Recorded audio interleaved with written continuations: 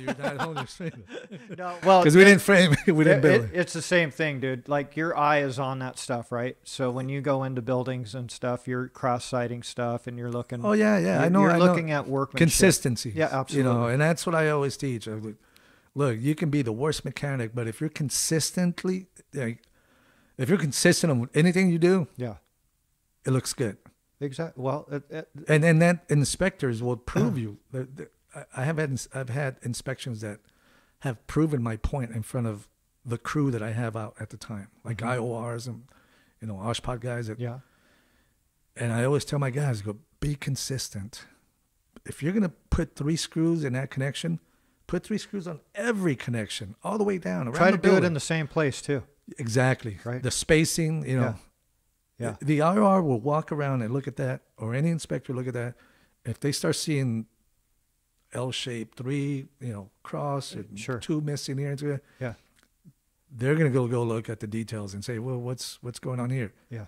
Well, but if you have everything consistent, you could be missing 2 screws.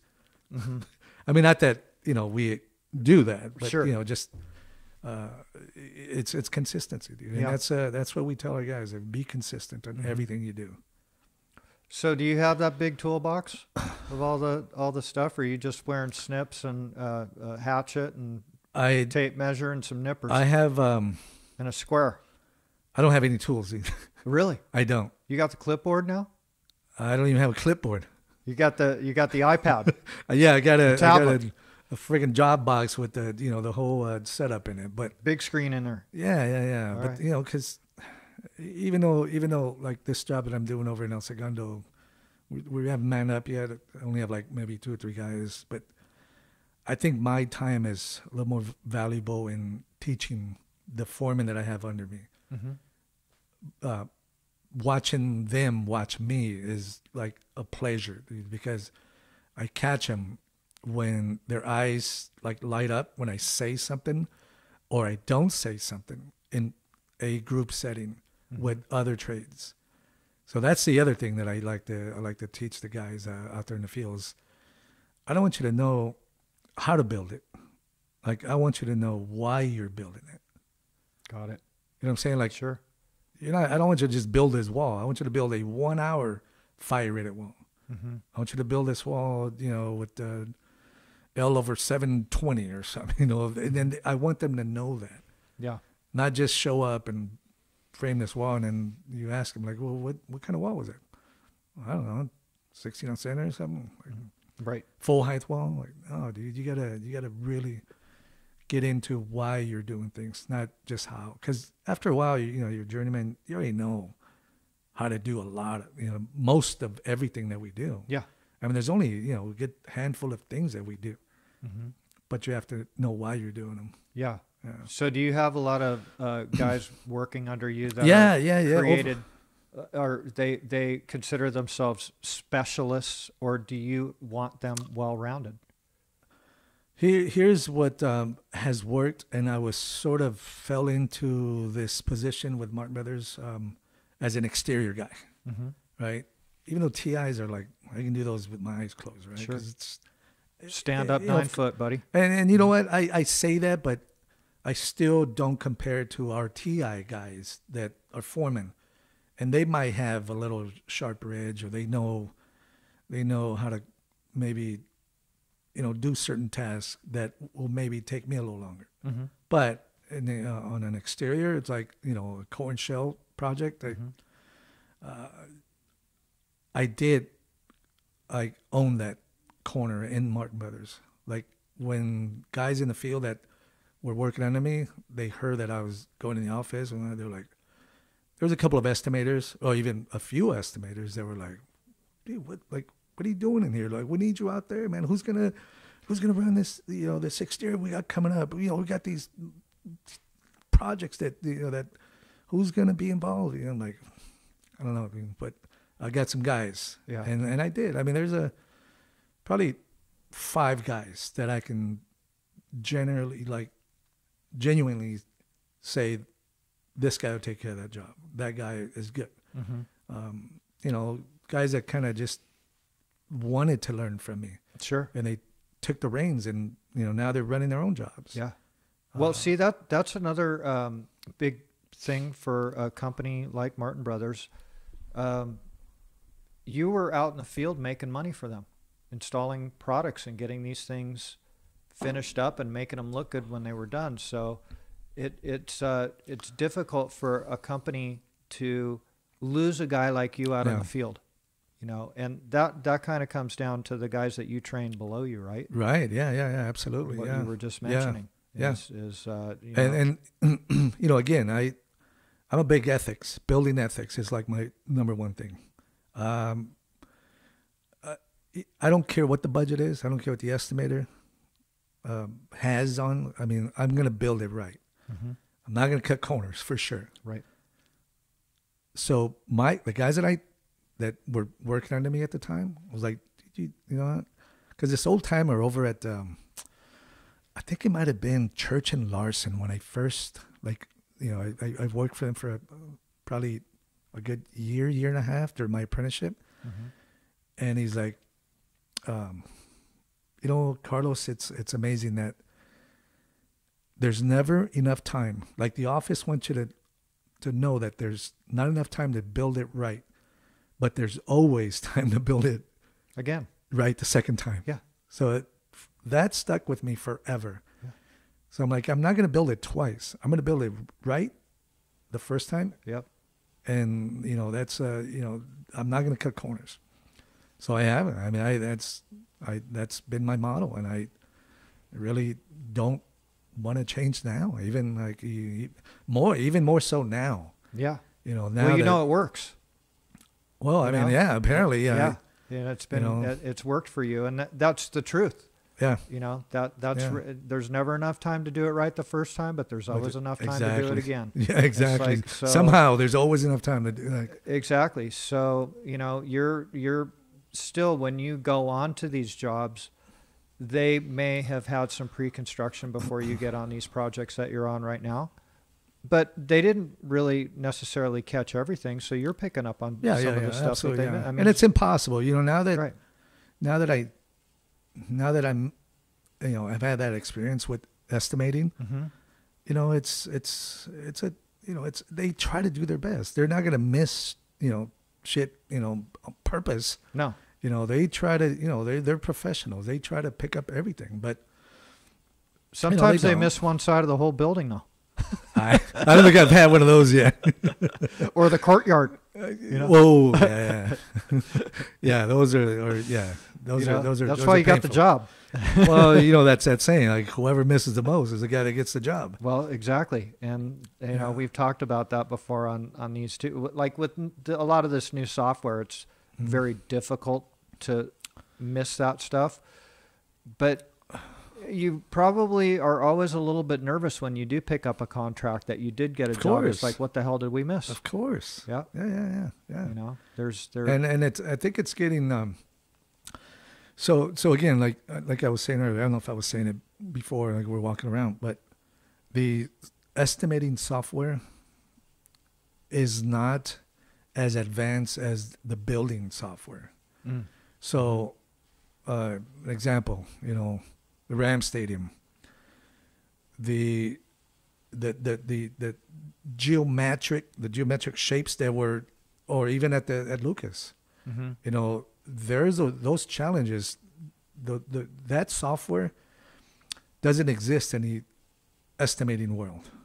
Mm-hmm. Like this Rhino that I talked about earlier. Yeah, that Rhino is just it's a software for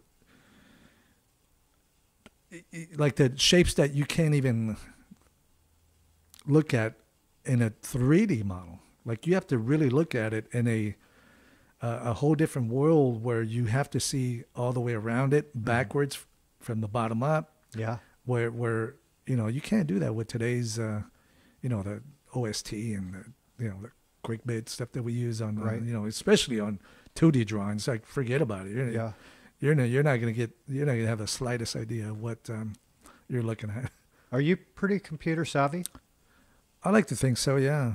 For a field for an old timer, yeah. For a field guy, I've always been. Yeah, I've always been like in the software. Yeah, Yeah, I've always been into all the tools that are out there.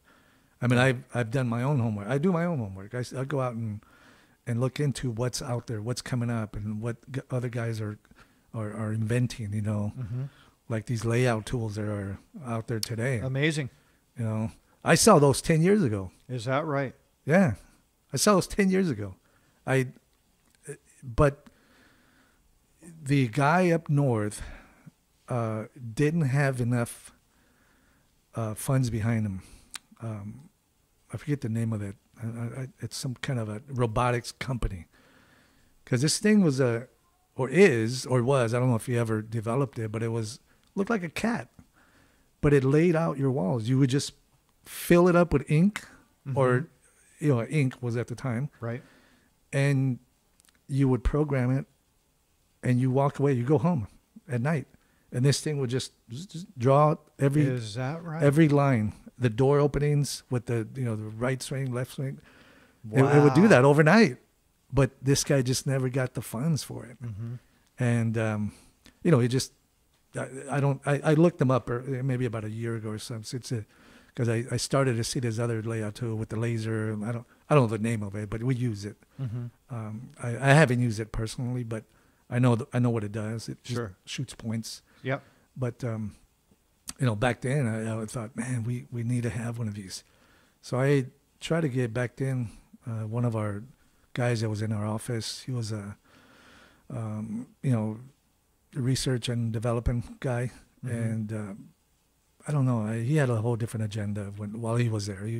He's not there anymore, but he was working on something else other than what I wanted him to kind of focus on as a tool like that. But again, that's I've always been interested in the new technology. Yeah. And do you have a lot of influence on the inside to implement that stuff? Because Martin Brothers is always on the cutting edge for technology. Oh yeah. You guys are using the Halos now. Yeah, the HoloLens. Yeah. Yeah, the HoloLens by Microsoft. Yeah. We I do when I'm in the office, because I tend to like this new 3D printing that we're doing. There's a few shapes that I got made and were sort of like, whoa, but I got them made in silicone, like just small things like for an exterior again, just like waterproofing systems, like for years you have to buy these I think they're called Jiffy something for like outlets, like outdoor, and you had to buy like a minimum of like whatever, 30 or 50 of them for just, you're going to need like maybe 10 on the job. Exactly. Well, now we're printing those. Now we can print those. We can print all the inside corners, outside corners, when you have all these multiple layers of bitch of things and all these papers and so now we take the risk out of it by just one piece, like a boot, silicone boot, just throw it in there. Right. So that was something that we implemented. I don't know if it's being used. I've been in the field for like probably about a month and a half. Oh, so you're fresh back out there. Well, I was doing pre-construction for the job I'm on now. Got it. But you can send fresh out there. But I mean, we got a good young guys in the that work in the BIM department. That work in the research and development that we have, now with the HoloLens. They listen to our us old timers, I guess, to tell them, no, there's no need out there for it, because they get lost in their own world, they want to place screws, like, oh yeah, this screw, like, no, don't worry about wall alignments and having the general knowledge of you're programming this wall, but you don't, because you're programming it with framing in mind. You have to understand that it goes from 1 layer to 2 layers, so 1 hour to 2 hours.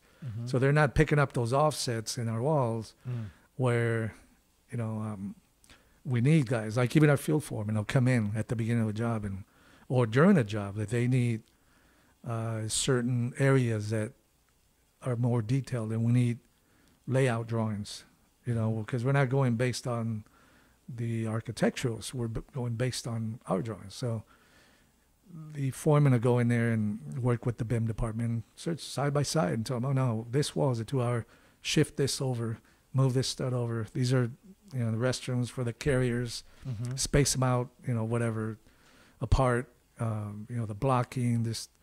So, you know, we have, I think we have a pretty good team in there that we, and I think Robert had a lot, well, actually, he probably had a lot, you know, to do with this spearheading this movement where, you know, we are going, you know, as far as I know, we're ahead of most of our competitors. Yeah, you guys always have been.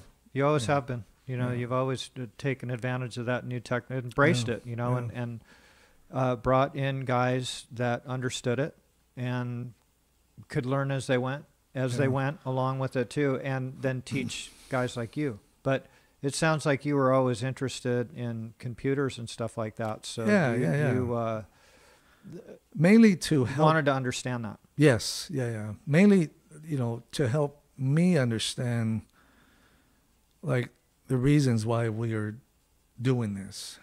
Not just because we can, but I want to know why. Like, why are we doing this when we should be doing that? Yeah, and questioning that.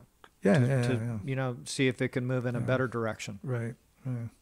So, what year did you get into the trade, and did you come in as a lather? No. In '91, I think it was, well, had to be like the summer of '90. I was working as a glazer for Benson Industries, like one of the biggest. Yeah, they're they're giants. huge. They're like, I got a job as a shop glazer.